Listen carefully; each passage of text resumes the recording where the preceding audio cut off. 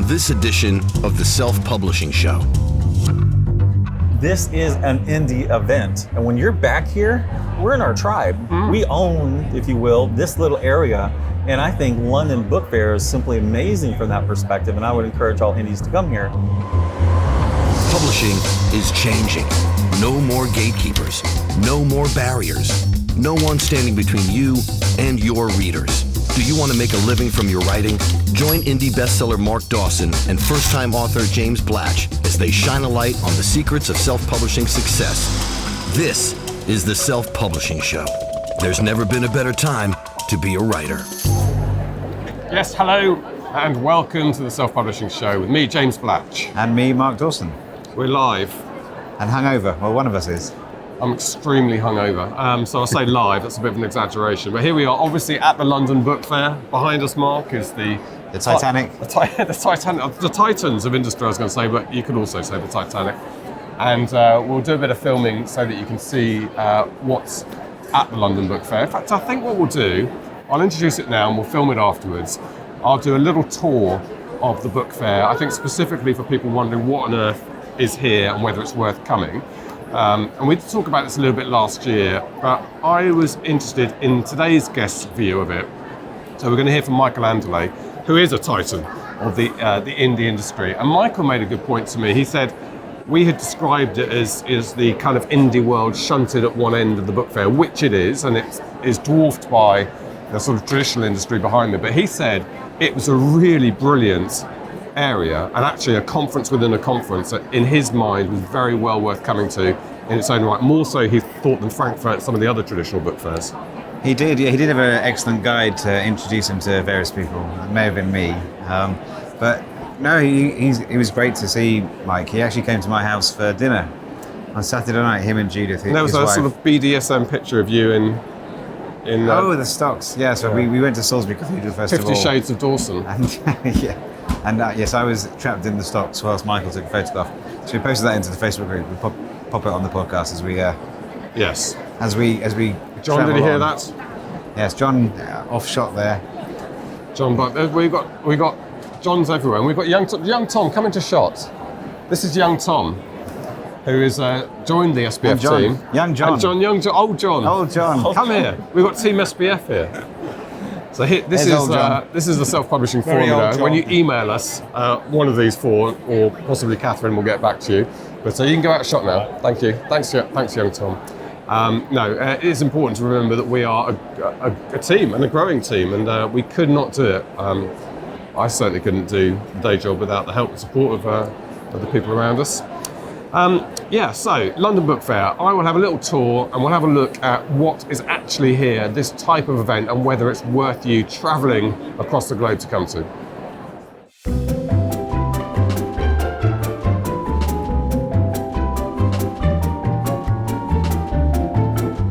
So here we are, I'm going to give you a little insight into the London Book Fair. Now this is, I think, probably the second largest book fair in the world. I think Frankfurt is the biggest one. And what do you get when you buy your ticket? It's actually pretty cheap. It was $40, about $60 for the 3 days. And what you get is everything you can possibly think of to do with publishing is here. Now, clearly, a lot of it is the traditional industry. So, in fact, I'm standing on the balcony of the Grand Hall. This is Olympia, it's Victorian exhibition halls. They're beautiful buildings, actually, here in West London. And below me is HarperCollins. You can see Simon & Schuster, maybe, just down there. I think Penguin Random House have their big stand. Hachette have a big stand in the middle. And these are large, opulent, well-organised, well-moneyed stands, as you might expect from the traditional industry. And what are they doing here? Well, they're doing everything. First of all, writers can pitch. Agents can have conversations. You can talk to them about advice on what your next steps should be if you want to try and get traditionally published. They also will do deals here. So every year they announce in a press release that some big deal's been signed. Some author's been signed for a 3-book deal, and Laser Publicity, they've signed and sealed a film deal. So all that stuff takes place here, although how much of it actually takes place here and how much of it is teed up in advance, I don't know. But what I would say, and I think, John, if you can follow me around, if I do a little sort of 360, is, although Simon & Schuster and HarperCollins do dominate, there are, hundreds of smaller stands of little presses, independent agencies, and actually I've started to become more interested in these. I'm going to do a whole 360 and come around to it. I've started to become more interested in these because Michael Anderle was one who pointed out to me that you really need to pay attention to some of these guys, because for indie publishing, you can come across a company that can distribute in China, that could do your translation rights, that could do an alternative to print on demand for you. Obviously, you can go and Sparker here somewhere, but there are lots of small organizations that are moving into the publishing space because of indie publishing, because you've got authors collaborating for services and distribution and so on. And so Michael Anderle, of course, runs a big imprint of his own, indie-based imprint of his own, has been talking to people about exactly those sorts of things. And that's all here, as well as the big traditional industry. So is it worth coming? Well, the one part of this that's definitely worthwhile for indie authors is tucked away at the far end, and we're going to go there now. So the fair is compartmentalised, and you may have seen in some of the walkthrough shots we've done that they have France and Ireland and Southeast Asia. So if you have a service that's particularly geared geographically, you can go there. They also have children's, which is this area here. There's a rather colourful stands, as you might expect. And I'm going to take you to where every self-respecting indie author will end up at some point, which is called Author HQ. Now, John, if you can keep up, can you keep up? Come on, bro. It's down here, and we will see some familiar names when we get there. It's a bit like a conference within a conference, as Michael Anderle described it, and it's a very vibrant place to be. It's where we hang out. We're still in the children's section at the moment. But first of all, major players in the indie sector, of course, Kindle, Direct Publishing, KDP, are here. So this is the Amazon stand. And there's Darren Hardy, our friend, over there. You can also see, in a very meta way, Mark Dawson over there with Barry Hutchinson.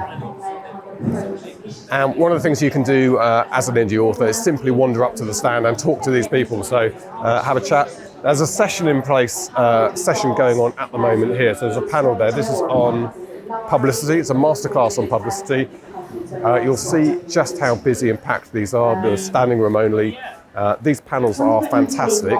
Mark's done one every day, but you'll get maybe 5 or 6 sessions in the day. If you are thinking about coming to a book fair, it won't be a wasted trip, but you definitely have to make the most of it, visit the right parts of it, and most of all, network, make friends, and find people who can support you in your endeavours. And I think that's probably the best we can say about the book fair experience. So that was me earlier touring the London Book Fair, although I haven't done it yet. It's very confusing. This is how they do proper television. I don't know where I am now. No. Or when it is. I don't know where I am. We had our SPF drinks last night, which is why I'm speaking slowly, and that was brilliant. We were crowded into a little corner of the Hand and Flower, which is a Victorian pub here in London. We had, I don't know how many people turned up, but the atmosphere, as always. Or so. Yeah, the atmosphere was fantastic. It's very nice. I met Craig Zerf, who I hadn't met before, and his wife, and he's just had his first 5-figure month. Yes, he has. We spoke to him this morning. He was in my hotel room about an hour and a half ago, and we've interviewed him. He was great, and I had a few others. I can't say who this was, but I met a children's author who has sold last year £250,000 worth of print kids books after taking the course. So those are great stories. We love hearing those kinds of stories. There have been a few others actually over the course of the last 2 or 3 days. Yeah, it's been fantastic. So I want to say thank you to everybody who turned up last night, and thank you to every SPFO who's just tapped us on the shoulder over the last couple of days here in London. If you want to meet an SPF person in person, we are going to be at a couple of other conferences later in the year, and we'll give you a good heads up before then. So New York in July, and NINC in September, and Vegas in November. Right, talking of Vegas in November, so today's guest is Michael Anderle. I think is a perfect guy to talk to at the London Book Fair, because he is somebody who's so well plugged into the indie industry and without question a pioneer of the indie industry. Yeah, he's doing incredibly well, and he's a very smart guy with lots of interesting ideas. We had a very good chat last night, the night before last, with me, Michael, and someone quite senior from Amazon Publishing. So we had a good chat about what might be going on in the next couple of years. Might or might not be happening. Might or might not. Yep. So that was very interesting. And yeah, Mike's got some great ideas and is an impressive guy. So yeah, looking forward to listening to this one. Okay, let's hear from Michael. This is the Self-Publishing Show. There's never been a better time to be a writer. Michael Anderle, James Blatch. how exciting to have you standing in front of us. You're like a titan of the industry, a giant of the indie scene. And we've sort of watched you grow. I mean, you were well on your way when we first spoke at the beginning of this podcast a couple of years ago. I think so. And now, and if we were to put figures on your little part of the industry, we've got 7 of them, I think. Which part? The turnover. Oh, yes. You just mean per year. Yes, we have 7 figures per year. Yes. We're in a couple, heading toward 5. Now, we should do a catch-up for people who perhaps don't know who Michael Anderle is and your universe, and we'll talk about the various aspects of it, but start off with you as a writer and then starting to collaborate. Just take us back to that point. Okay, so my first book came out in November of 2015. The Cthulhu Gambit is the series. Death Becomes Her was the first one. I released 3 books in November, 1 in December, 1 in January, and by January I was doing 5 figures per month. On the 12th and 13th month of my career, I was doing 6 figures a month. It was at that time that I had also been trying to understand what was going on. I had created 20 books to 50K back in probably, I think it was like March of that time frame. Yeah, so that's 2015. That's 2016. 2016, So, March. Okay. right. And So 20 books to 50K.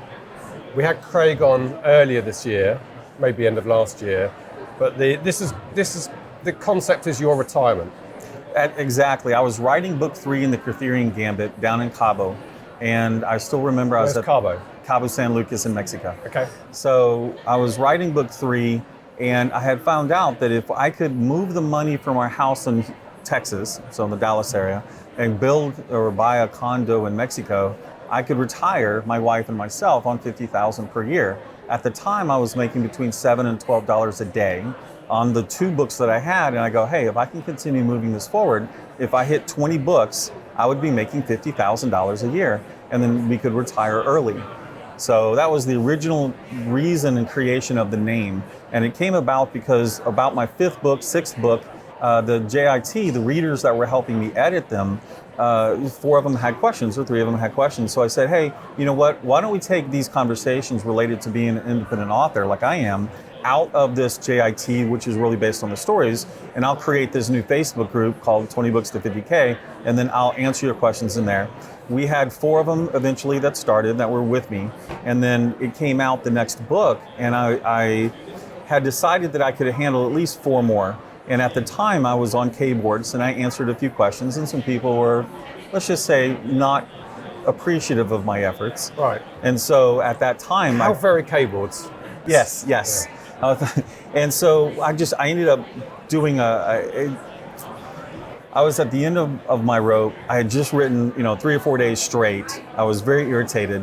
So I wrote this horrible message, and then I deleted it, went to sleep.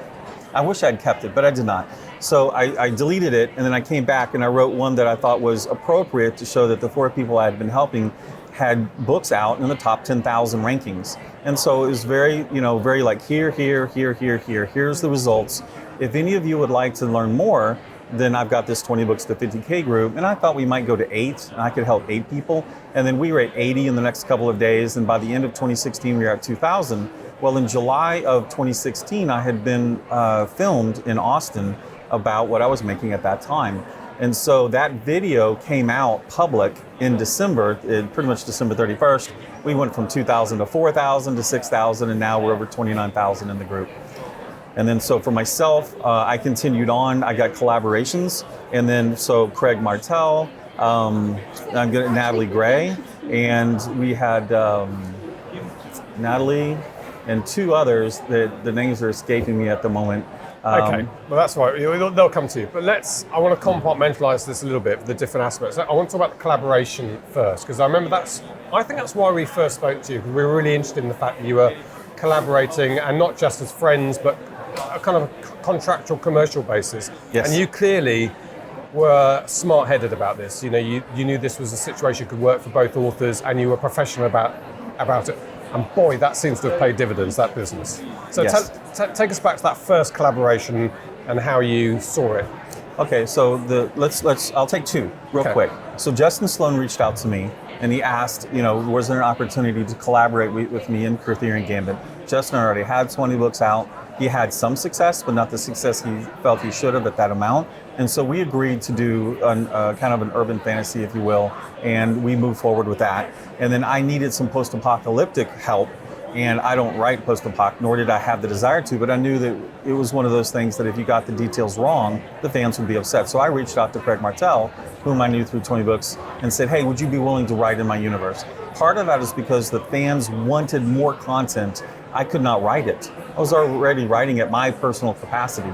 And so we built that and moved it forward. And so those people were the beginning of us moving forward with that in collaborations. And I also understood at the time, because I had had a couple of anthologies out, that the sales and the ranking of the books that you're associated with help you go up in ranking. And as a whale reader myself, I would always look at the rankings to go, are there any new authors there? That's how I'd find, and that's, so I figured it's a marketing opportunity. And even in those early collaborations, you had a contract between Yes. you, or just a couple of email exchanges and a spreadsheet afterwards to work out? No, we splits had and- an agreement. It was a simple one-page agreement. So it effectively laid it out and said that, okay, the core concept of those is we were going to go 50-50. Arthurian Gambit was my world. Yeah. So I wasn't going to give up any rights within my world. There wasn't a good reason to. So we agreed that it was my world. I, however, would pay them within 5 business days of Amazon paying me. And then we would actually cover the cover costs, and they would owe $200 from income for that. So from that perspective, the collaborators were out no money. Yeah. So and the intention was they never would be. If we actually had a complete flop, they would never be asked for any income. Their investment is their time and their creativity, having to learn it. And so that was just the straightforward part of those collaborations. And then, how many books would they do? The agreement was for 4. We could go more if we sold them, but that was the original agreement because we were doing the rapid release schedule and we needed that many in order to accomplish it. Were you paying for the marketing and advertising at that stage? The contract stated that it could be up to either one of us. And the reason was I had the money. Most of my collaborators did not. And so I wanted to be able to do marketing without them feeling a sense of obligation that they had to pay me back. It was, if I don't ask you, you don't have to pay. If you don't ask me, I don't have to pay. Likewise. So I just figured I'd do marketing. I never had to ask them, and contractually I'd be okay with that. And what marketing were you doing in those early days? Facebook and some AMS. Okay.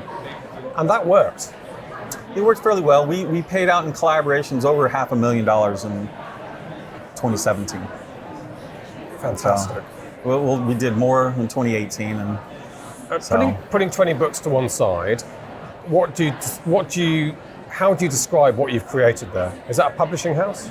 Yeah, LMBPN in the beginning was always conceived of as a publishing company. It just had one author for a little over a year. That was the whole purpose. I mean, I like business. When I was in my teenage years, my dad would grab the sports page, I'd grab the business page. I've tried so many businesses over the years and not been to the level of success so that when I see it, I know what it is because I certainly know what is not. So it's like, well, it's not like the knots, so it must be success. And so I doubled down. And so one of the things that helped me in my time is when I saw the Arthurian Gambit itself was doing so much better than everything else that we had seen to that date or that I'd seen with others, I knew to keep going into it.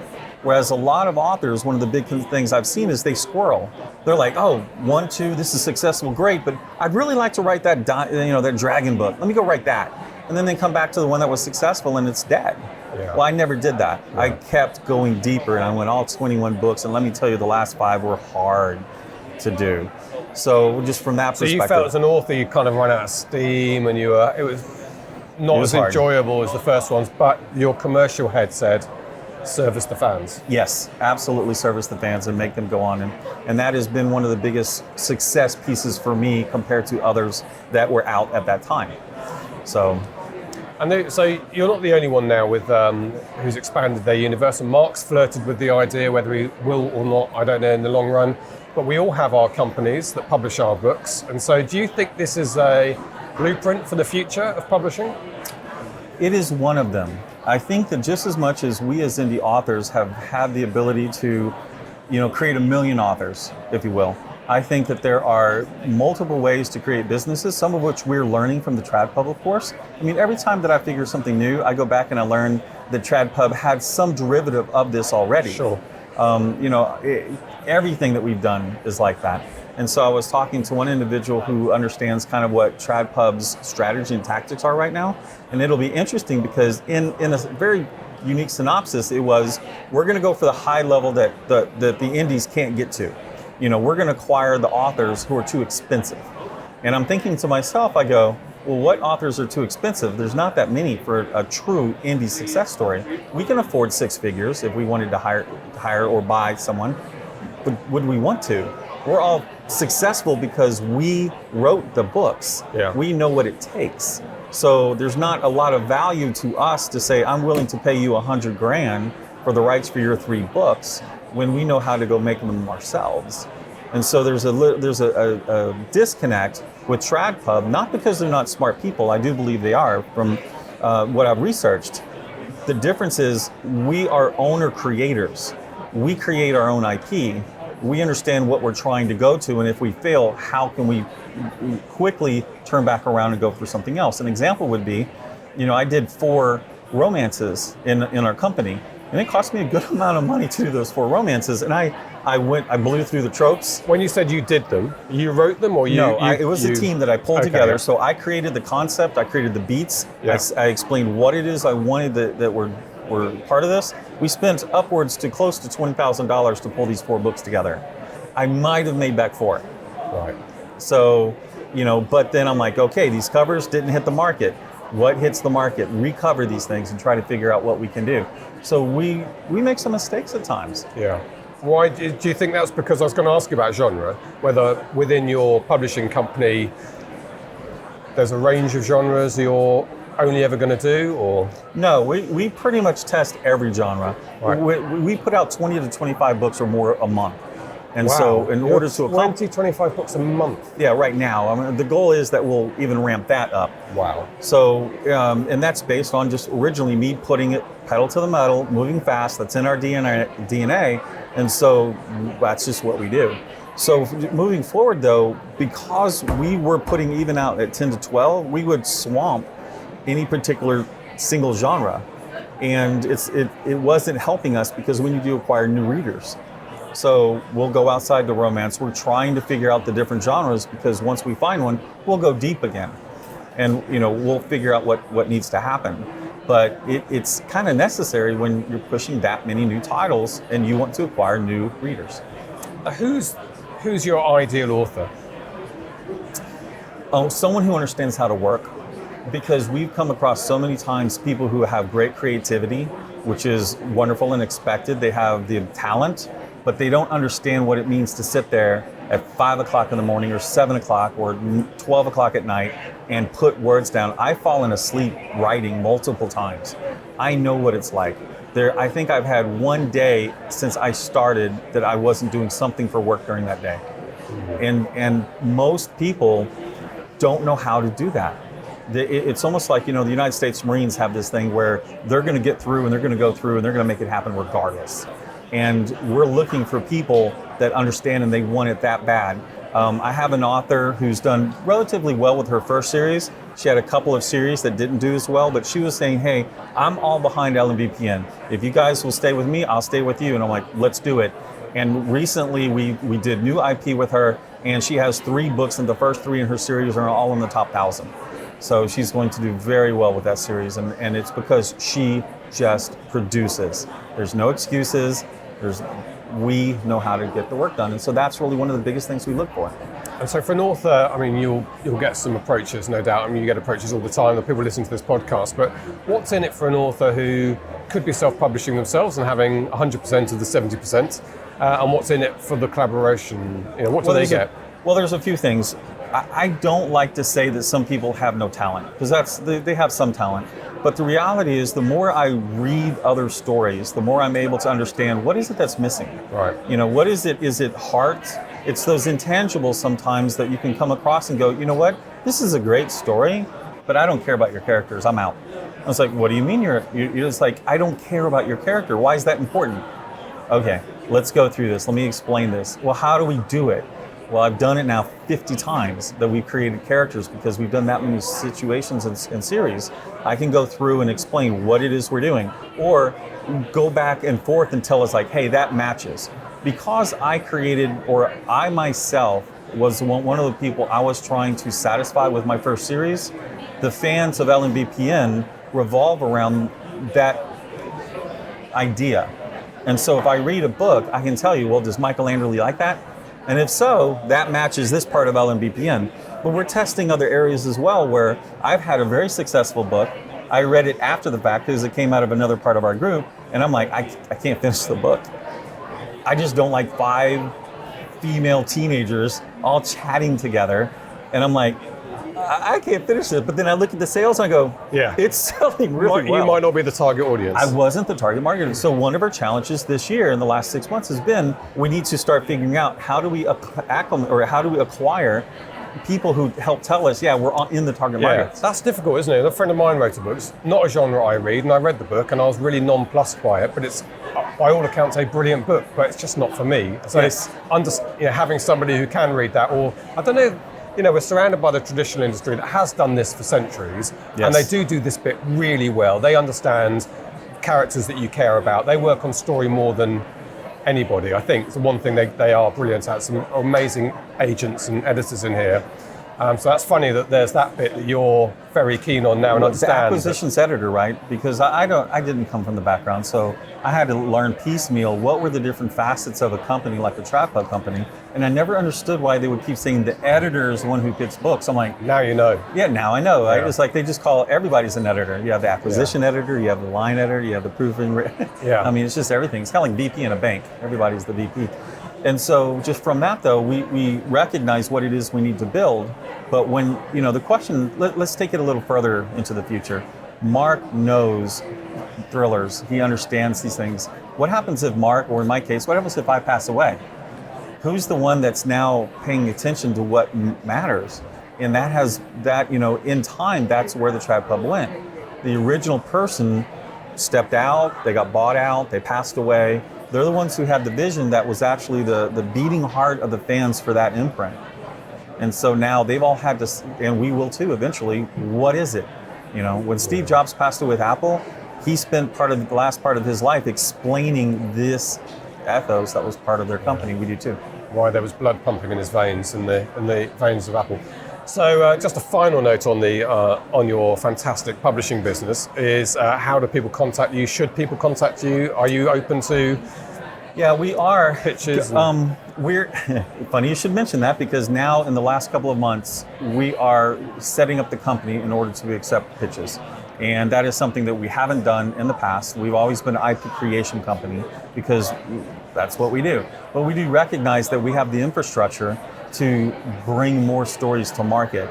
And in order to do that, start looking at our website, LMBPN, which stands for London, Madrid, Barcelona, Paris, New York. Used to be Milan. So lmbpn.com, and look up there, and eventually we'll have something on the menu that says, if you're interested in submitting something.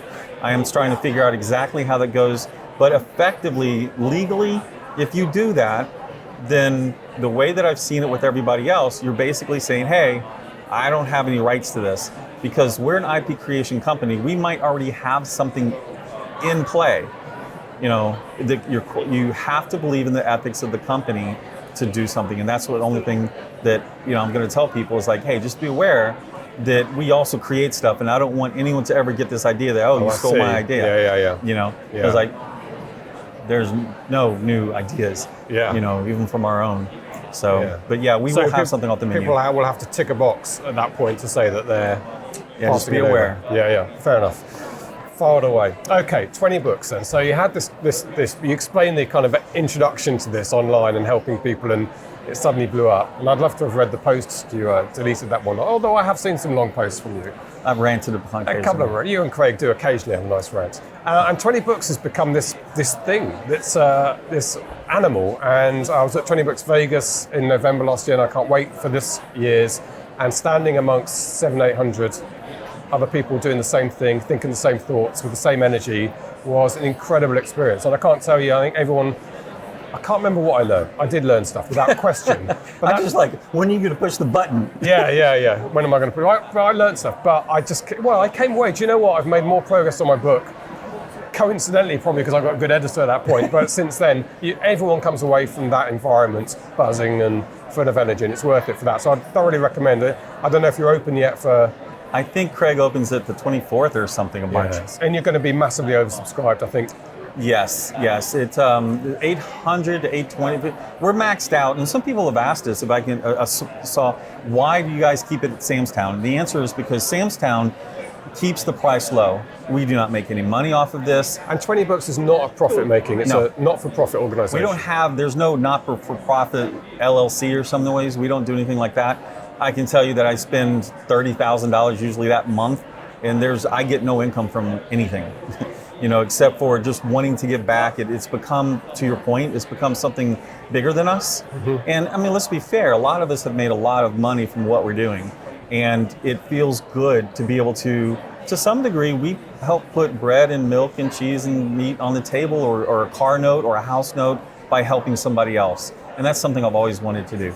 Yeah, and so there must be quite a moment when you walked out on stage in November. That was a big room. That was, so the year before, we had a nice room. And I opened the door and I see a very wide room that can hold 400 and something people. And I'm like, okay. Get ready for this. But this time I walk in expecting that same experience, and then I see a room that holds 800 people with a complete stage and sound system and lighting like you're at a rock show. And I'm like turning back around going, yep, not ready for this again. Yeah, quite a moment. And this is a stage I think that Tony Bennett has, everyone you could possibly name at some point has been wandering on that stage.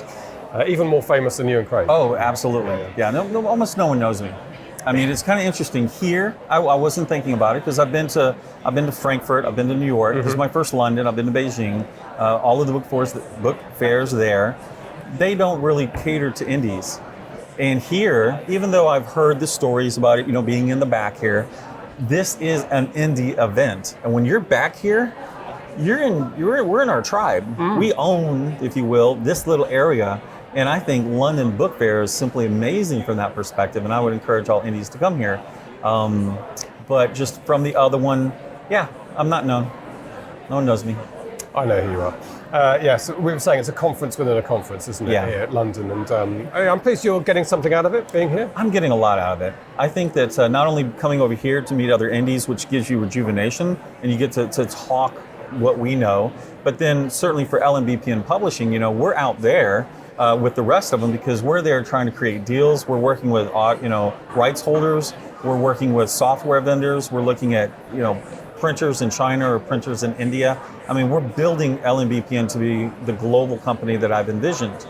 And so we're messing with some of those things, and we just want to be worldwide, and that's why we hit all 4 book fairs. So just back on 20 Books for a moment, and I know you kind of delegate to Craig the Vegas conference, and I think the organization... He took it over. To be clear, he's like, I'd like to do one. And I'm like, Craig, I am totally willing. I support you 100%. Here are the rules. I can't give you any time to speak up. I said, but I will show up when you create these things, and I'll be a part, and I'll be happy and encouraging and do all of this stuff. And likewise, I won't force you to take anyone on the stage you don't want. I'm not going to hide anything. So I'm like, so long as I hold to my bargain, I don't have to actually build it. He builds it and you come. Yes. So to speak. Yes. So Craig does a lot of the organisation, but yes.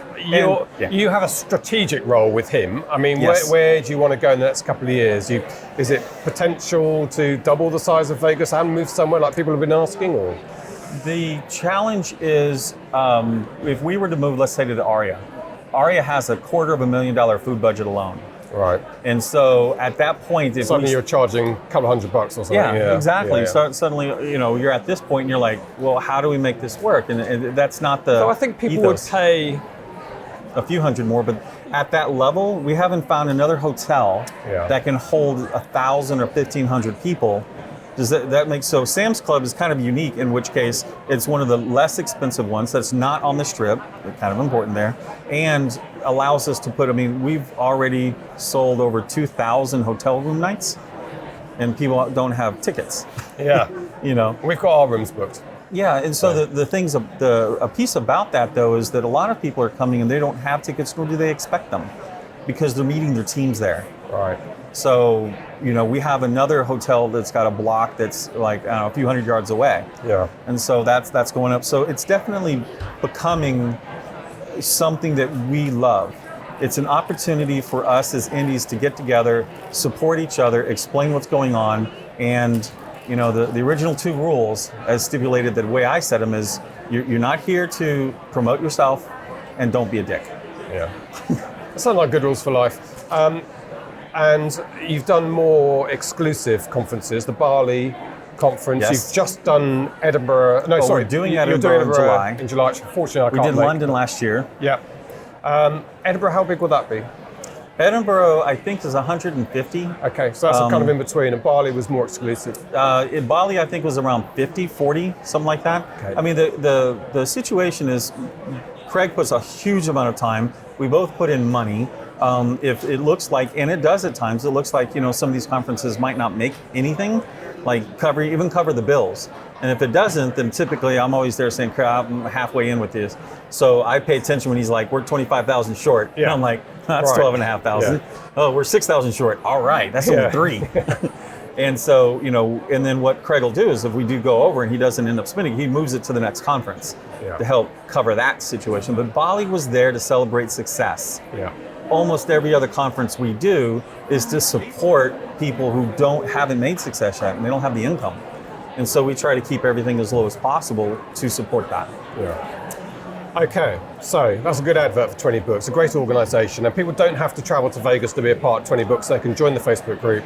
Well, not only Facebook group, but this year we are live streaming every event. There's no ticket to watch it, just get on and watch it. And then we have the live streams from the past events on YouTube. If you'd like to see what we've done or the quality, just go. Yeah. You know, to be there is to be there with James Blatch. You know, that's the reason to go. Well, we had a very meta moment last year when you were live streaming on Facebook, me doing a talk about Facebook Lives, during which I opened up a Facebook Live and got Mark Dawson, who was sat there watching it on Facebook Live before he was invited in. That was all very bizarre, but awesome. Only in the 21st century, and it all worked, which is amazing. But okay. So finally, you referred there to this global publishing company that you envisage. So do you have, in kind of corporate terms, a sort of 5-year, 10-year plan for this? I think that, no. In short, I understand where I want to go. I'm trying to build 1,000 pieces of IP. And then in that process, I'm trying to find out how do we deliver that IP. 1,000 books to... Yeah, we're 1,000 books to 5 billion. Yeah. But we're creating relationships with other companies because we've done 150 audiobooks ourselves. And so that's close to, or getting close to $500,000 of audio investment. And then we're like, okay, but we have too many IPs coming out. We can't afford to do them all. So we're looking at Podium and Tantor and another company that we just talked to at lunch. Findaway? Huh? Findaway? No. Well, we actually go through Findaway now. Okay. So kind of, I don't know that I've ever generally announced this, but LMBPN is going wide on audio. We are not going exclusive. We have found other reasons and justifications for doing it, and we are breaking the Audible exclusivity. Okay. Big announcement for the self-publishing show. Yeah, I know. It's you know, just kind of doing that. So yeah, we Findaway. We are looking at that, and so Zeb Relation, we got connections with them. Looking forward to it. I think audio is going to be incredibly important, and we're going to play to the best of our ability in that market more than we have in the past. What takes up your time at the moment and your stress at the moment? Not necessarily stress, but what occupies you? Part of it, of course, is cash flow. I don't think people realize that to run LMBPN at the growth that we're doing is well over 6 figures a month. So when I talk to some people, they're like, oh, you're rich. And I'm like, do you realize that we support 30 people, their livelihoods through what we're doing? Because yeah, we have the ability, but that means we're editing 30 books or 25 books a month. We're sitting there getting covers for that many books. You know, we're doing the artwork for that many. And so my day, which I still love, is predominantly making sure all of these pieces are there, or I'm working with my collaborators. And then the things I hate to do is taxes and all of that stuff. Yeah. And do you employ people, or is it everybody dips in and out and does the work and gets paid for the job they've done? It's a little bit of a hybrid. We don't have any legit employees except for myself, if you will. And everything's outsourced, and while there's no requirement, like our editing head of the team, who's built her own team, pretty much only uses us for her client. You know, it kind of set it up and said, you're welcome to do others, or we'll give you a whole bunch of work. Yeah. It's up to you. We're going to take up your time. Yeah, it's if she'd like to grow it out, I have no contract that says she can't. But a lot of them do, and they're kind of basically on the table of what's going on. But you have like Craig, let's say. Craig does 70 books with us this year probably. That's incredible. But he'll do another 30 to 50 of his own, you know, in his company. Same thing with Martha Carr. Martha Carr has a bunch of books inside LMBPN, but she's also got some of her own. So we work that way quite a bit. And those collaborators who've been with us in the past, you know, we just remind them from time to time, when you have your own books come out, let us know. We'll tell the fans that you have some stuff going out. So that sort of corporative feel is still there, even though you're a big organization now and growing and talking about global dominance. And in terms of the share with authors, you started at 50-50. Does that? It goes all over the place. We have some. It's a little bit of a hybrid trad deal where we will front some monies because for a lot of authors, they have no income or little income and they need income now. And so we'll do a deal where it's like, okay, we'll do 70-30 where we'll front some money for you right now, but we're going to end up taking 70% of the deal. And we got some where I'm like, you know, I want you so bad, you can have 80% of the deal. I'll take 20. So it's like any organization, you sit down and negotiate. But it's generally, the worst case scenario is going to be better than a traditional deal. Correct. Yeah. Yes, and that helps them because they now have skin in the game. Because a lot of authors, believe it or not, I mean, most books, and just in the bigger echoes, you know, the bigger sphere. You think about it. If you were to make $3 to $5K for a book, and you were just paid, here's $3,000, is more than they'll ever make on anything they do themselves. Yeah. And they release themselves because they got the 3,000 and they got the colors and the whatever, and then it's like they make good money, but we need to realize that that's not a literary book that takes 18 months to finish. That's a pulp book, you know? So in moving out, we've got, but typically collaborations where LMBPN is covering all of the costs and we're not actually fronting any money are all 50-50 deals. Okay. So the guy who just ambled past was John Dyer, who waved at me and said, we've got to wrap it up. The time was, but I knew it would be brilliant catching up with you. Likewise, thank you. Michael, I'm so in awe of what you've done in building the publishing company, and it's really exciting to grow alongside you and share this every time we meet and find out what else is happening. So, and I think people hopefully have enjoyed it as much as I have. Oh, absolutely. So, thank you so much. I wasn't expecting this. Appreciate it. Thank you, James. Cheers, Michael. Cheers. This is the Self-Publishing Show. There's never been a better time to be a writer. Yeah, Michael Anderle. I mean, he is inspirational to listen to.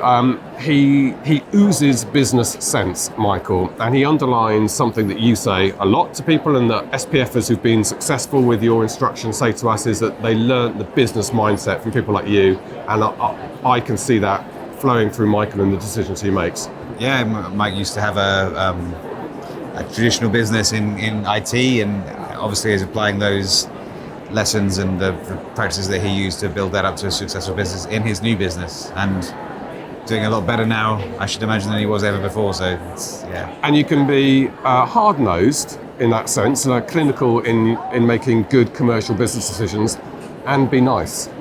And I think that's not unique to indie publishing, but it's certainly a common trait in indie publishing. People doing well, making good commercial decisions, being celebrated for it, and helping each other. Yep, absolutely.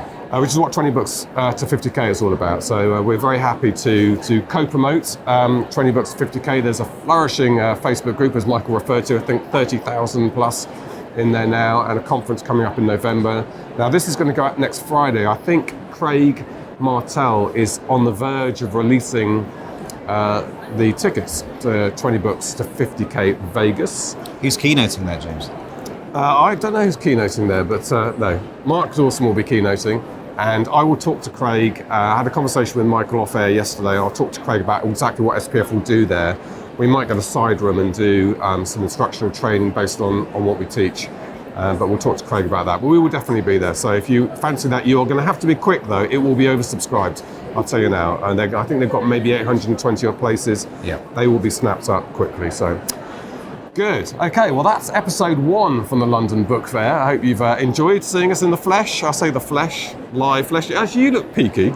Yeah, I'm fine because I was moderate last night. Of course, viewers can't and listeners can't detect, which is probably for the best, is the waves of alcohol emanating from Mr. Blatch. I am still drunk, should be pointed out. But that's what London Book Fair is all about, right? Okay, look, thank you very much indeed. We're going to be back next Friday with the second episode from LBF. Until then, have a great week writing and a great week selling. And it's goodbye from him. It's goodbye from me. Goodbye. Oh dear. Bye.